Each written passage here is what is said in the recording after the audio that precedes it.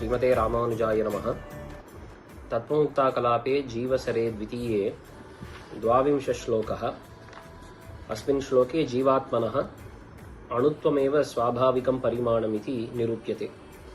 देहान्तर्मात्रदृष्टेः पृथगिह विषयिप्राणजीवोत्क्रमोक्तेः भूयो वाक्यानुसारात् अणुरिति वचने तादृशोपाध्यनुक्तेः ईशादाराग्रमात्रो ह्यवर इति भिदावर्णनात् स्पन्दवाक्यात् व्याप्त्युक्तिर्जातिधर्म प्रतिहत विनिवृत्त्यादिमात्रेण जीवे। तत्र प्रथममिदम् उच्यते देहान्तरमात्रदृष्टेः इति। सर्वस्यापि जीवस्य तत्र स्वस्वशरीरे एव अहम् इति प्रतीतिर्विद्यते, न तावत् शरीरात् बहिः तत्र अहम् इति प्रत्ययो जायते। अतः अयं स्वारसिकप्रत्ययः देहे परिच्छिन्नत्वम् एव आत्मनः प्रदर्शयति। तद्देहपरिच्छिन्नत्वम् इति चेत् तर्हि देहापेक्षया तत्र अल्पत्वं तच्च अणुत्वरूपम् इति अत्र स्थाप्यते। अतः विभुत्वं न भवितुमर्हति। विभुत्वे देहात् बहिरपि अहम् इति प्रत्ययः स्यात् इति उच्यते। अतः देहे एव अहमिति प्रतीतेर्विद्यमानत्वात् विभुत्वं नाङ्गीकर्तुं शक्यते। द्वितीया युक्तिः पृथगिह विषयी प्राणजीवोत्क्रमोक्तेः इति। श्रुतौ तावत् जीवात्मनः शरीराद् उत्क्रान्तिवेलायां तमुत्क्रामन्तं प्राणो अनुत्क्रामति। प्राणम् अनुत्क्रामन्तं सर्वे प्राणाः अनुत्क्रामन्ति इति श्रुतम्। अतः यदा जीवः शरीराद् उत्क्रमते तदा तम् प्राणः मुख्यप्राणः अपि तम् अनुसरति। मुख्यप्राणे तत्र निर्गच्छति सति तत्र अन्ये प्राणाः नाम इन्द्रियशब्दवाच्याः तानि इन्द्रियाण्यपि तत्र निस्सरन्ति इत्युक्तम्। अतः तत्र पृथगेव जीवात्मनः इन्द्रियाणां मुख्यप्राणस्य च तत्र उत्क्रमः श्रुतः। अतः तादृश उत्क्रमरूपगतिविशेषः जीवात्मनः विभुत्वे न सम्भवति। अतः अणुत्वमेव अङ्गीकार्यम्। मध्यमपरिमाणस्वीकार्ये अनित्यत्वदोषः विद्यते एव। अतः द्वितीयं प्रमाणम् अत्र दर्शितम्। तृतीयं भूयो वाक्यानुसारात् इत्युक्तम्। भूयो वाक्यानुसारात् इति कुतः इति चेत् एषोऽणुरात्मा चेतसा वेदितव्यः आराग्रमात्रः इत्यादि बहूनि वाक्यानि जीवात्मनः अणुत्वं वदन्ति। यद्यपि कतिपयवाक्यानि तावत् सचानन्त्याय कल्पते इत्यादि रूपाणि तत्र विभुत्वं प्रतिपादयन्ति इव भाति। किन्तु अत्र भूयो वाक्यानुसारः इत्यनेन भूयसां स्यात् बलीयस्त्वम् इति न्यायः अत्र स्मारितः। अतः कतिपयवाक्यानि विभुत्वप्रतिपादनच्छायापन्नानि भवन्ति चेदपि बहुतरवाक्यानि अणुत्वप्रतिपादकान्येव इति। तदनन्तरम् अणुरिति वचने तादृश उपाध्यनुक्तेः। तत्र बहूनाम् अणुत्वप्रतिपादकवचनानामपि अन्यादृशं प्राबल्यं विद्यते। किमिति चेत् अणुत्वप्रतिपादकवचनेषु उपाधिः न कश्चिदपि श्रुतः। विभुत्वप्रतिपादकवचनेषु तु कश्चिदुपाधिरस्ति। कथमिति उत्तरत्र वक्ष्यते।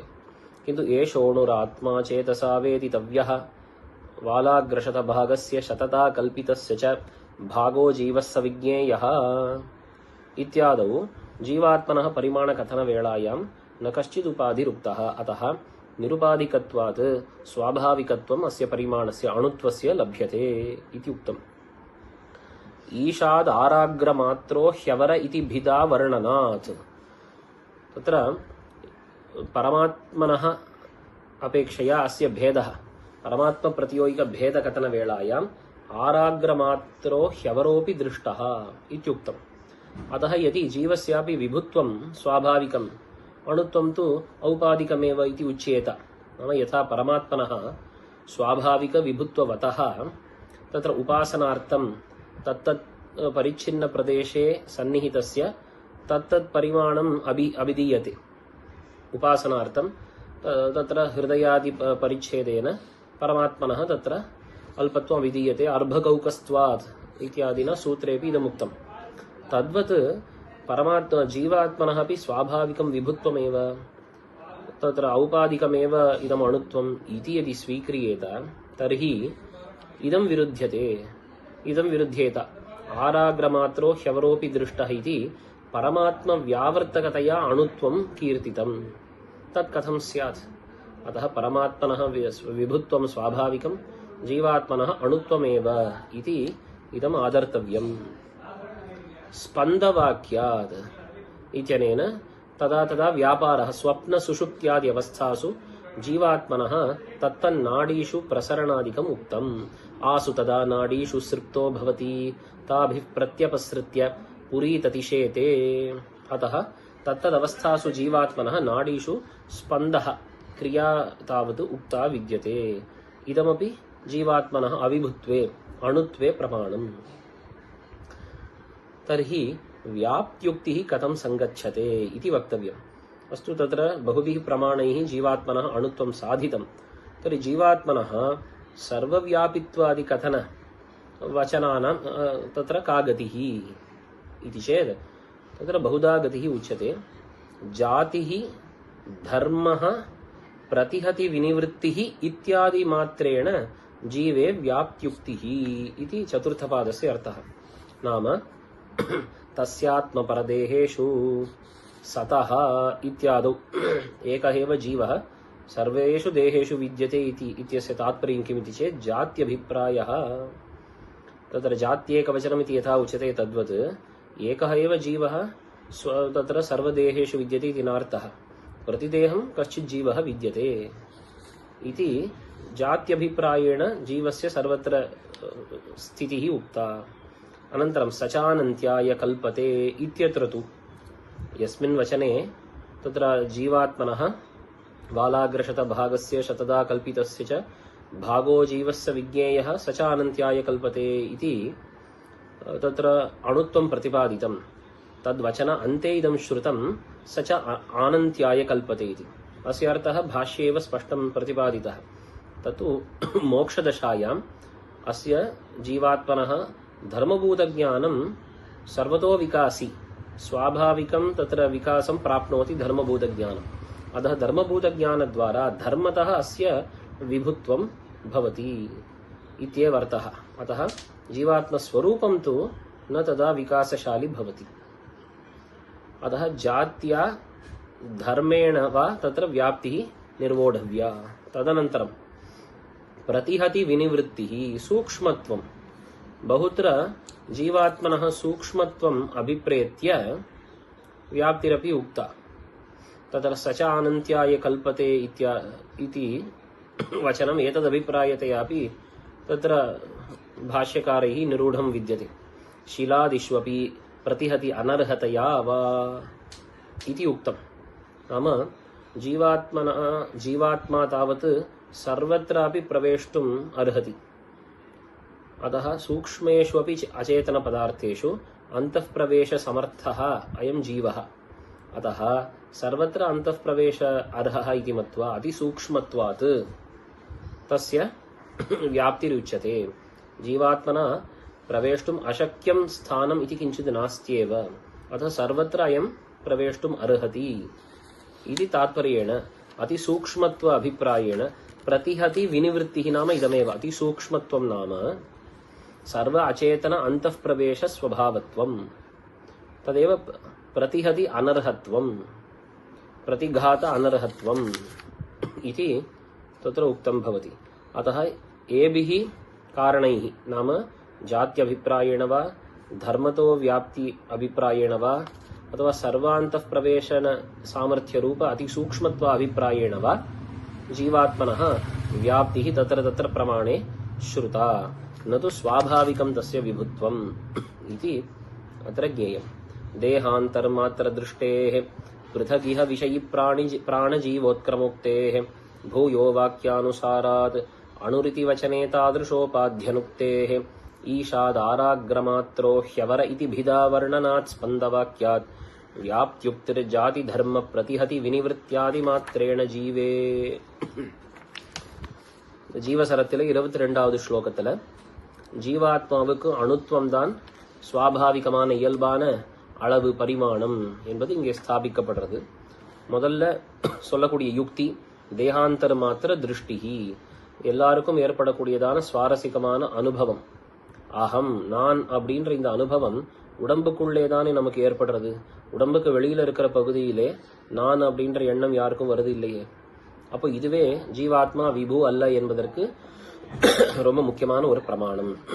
அடுத்ததாக பிருதகிஹ விஷயி பிராண ஜீவோத்கிரமோக்தேகே தம் உத்கிராமந்தம் பிராணோனுத்கிராமதி அப்படின்னு ஸ்ருதியிலே உடம்பிலிருந்து ஜீவாத்மா வெளியிலே புறப்படும் பொழுது, அதாவது மரணம் அந்த தசையில உடம்பிலிருந்து ஜீவாத்மா வெளியிலே புறப்படும் பொழுது முதல்ல ஜீவன் கிளம்புறான்.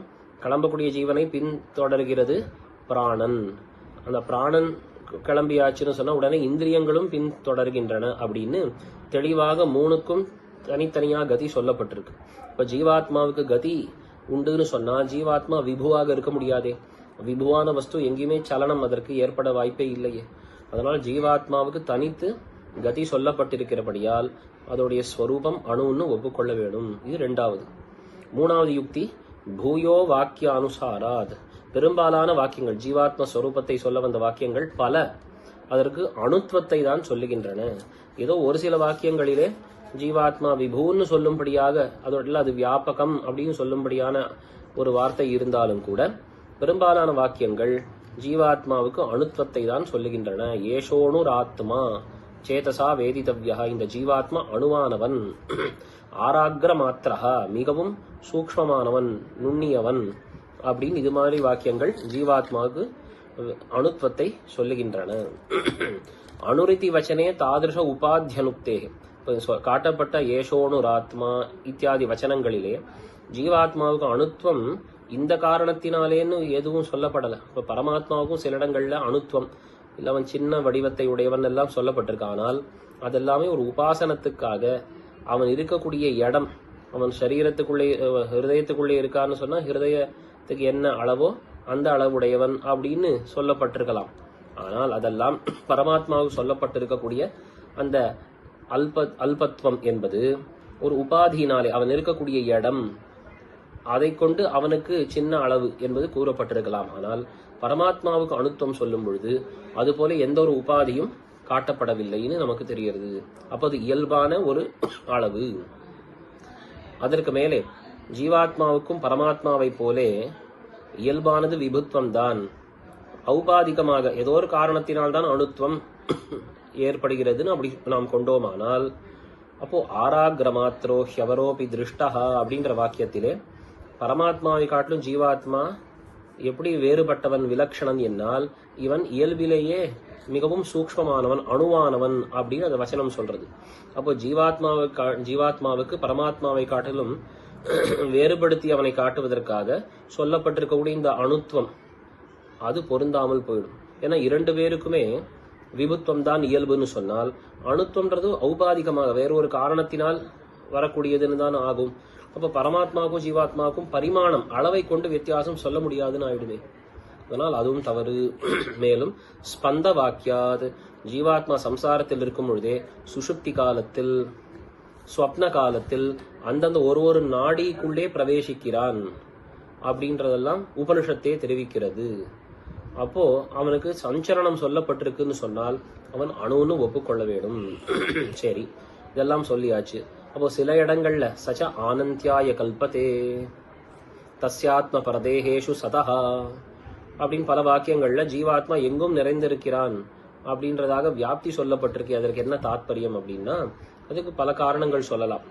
ஒரு சில வச்சனங்கள் அவன் எல்லா உடம்புகளிலும் ஜீவாத்மா இருக்கான்னு சொன்னால் ஒரே ஜீவாத்மான்னு அர்த்தம் இல்லை, ஜீவாத்ம ஜாதி அப்படின்னு ஜாத்தி அபிப்பிராயம் கொள்ளணும். அதாவது ஒரு சரீரத்திலும் ஜீவாத்மா இருக்கான், ஜீவாத்மா இல்லாத சரீரம் கிடையாது அப்படின்னால் ஒரே ஜீவாத்மா எல்லா சரீரத்திலும் வியாபித்திருக்கான்னு அர்த்தம் இல்லை. அந்தந்த சரீரத்தில் ஒரு ஜீவாத்மா இருக்கான்னு ஜாத்தி அபிப்பிராயம் கொள்ளணும். அல்லது இன்னும் சில வாக்கியம் சச்ச ஆனந்தியாய கல்பத்தே அப்படின்னு சொல்ற இடத்துல அவன் அனந்தமாக ஆகிறான்னா மோட்ச தசையிலே ஜீவாத்மாவுடைய தர்மபூத ஞானம் அது முழுக்க விகாசம் அடைகிறது. சங்குச்சிதமாக கர்மத்தினாலே சங்குச்சிதமாக இருந்த இந்த தர்மபூத ஞானம் மோட்ச தசையிலே முழு விகாசத்தை அடைகிறது. அதனால தர்மபூத ஞானத்வாரா அவனுக்கு விபுத்வமே ஒழிய ஸ்வரூபத்தில் அல்ல. அதுவா ஜீவாத்மா அனந்தன்னு சொன்னால் ஜீவாத்மா எல்லா சேத்தனங்களுக்குள்ளேயும் பிரவேசிக்க தகுந்தவன், அவனால் உட்புகிற முடியாத இடமே கிடையாது, அதி சூக்ஷ்மமானபடியால் எல்லா இடத்திலையும் அவன் இருக்கிறான்னு என்ன அர்த்தம்? எங்கேயும் அவன் உட்புகிற தகுதி உடையவன், அதி சூக்ஷ்மமானபடியால் என்று அவனுக்கு எந்த வஸ்துவும் தடையாக ஆகாது உள்புகுறுவதற்கு. அந்த தடையின்மை என்பதை கொண்டே அவன் எங்கும் இருக்கிறான், எங்கும் இருக்க வல்லவன் அப்படின்னு சொல்லப்பட்டிருக்கு. அப்படின்றதாக அந்த வச்சனங்களுக்கும் அடுத்த கடைசி வாக்கியத்திலே 4வது பாதத்திலே நிர்வாகங்களை காட்டி முடித்தார். ஆக இப்படி ஜீவாத்மாவுக்கு மிக தெளிவாக அனுபவத்தினாலேயும் ஸ்ருதி வாக்கியங்களையும் கொண்டும் நாம் அதற்கு அணுத்துவம்தான் ஒப்புக்கொள்ளும்படியாக அமைந்திருக்கு என்பது இங்கே ஸ்தாபிக்கப்பட்டிருக்கு. ஸ்ரீமதே ராமானுஜாய நமஹ.